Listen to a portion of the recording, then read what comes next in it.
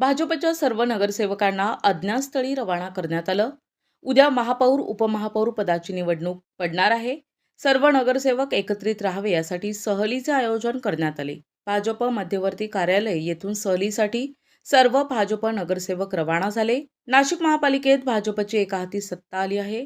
आगामी सिंहस्थ कुंभमेळ्यात नाशिकचा विकास कशा पद्धतीनं होईल याकडे लक्ष देणार असल्याच्या प्रतिक्रिया या निमित्तानं व्यक्त झाल्या. संपूर्ण जगाचं लक्ष हे नाशिकच्या कुंभमेळ्याकडे असल्याने शाश्वत विकास करण्याकडे आमचा प्रयत्न राहील, असे हिमगौरी आडके महापौर पदाचे उमेदवार यांनी सांगितले. निवडणूक तर अतिशय चांगली पार पडणार याचा आत्मविश्वास आहे, कारण नाशिककरांनी भरभरून आशीर्वाद दिला आहे, पक्षाला बहुमत दिलेलं आहे आणि निश्चितपणे सरकार जे आहे केंद्रात आपलं आहे, राज्यात आपलं आहे आणि आता नाशिककरांनी एक हाती सत्ता भारतीय जनता पक्षाला दिली आहे.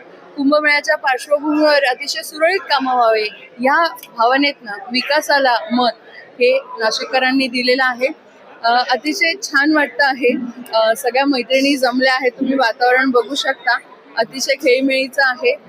आनंद हा आहे की महिला नेतृत्वाला संधी मिळते आहे आणि आपण जसं आदरातिथ्य करतो घरात एखादा चांगला कार्यक्रम असताना, मग सगळी सोय पाहावी लागते. वेगवेगळे आपण छोट्या छोट्या गोष्टींवरती लक्ष केंद्रित करतो आणि ती संधी नाशिककर म्हणून मला ही जबाबदारी आणि संधी दोन्ही अशा भावना मिक्स आहे. कारण इतका आत्मविश्वास, इतक्या विश्वासाने जे पक्षाने मला बळ दिलेलं आहे ते सार्थ ठरवायचं आहे.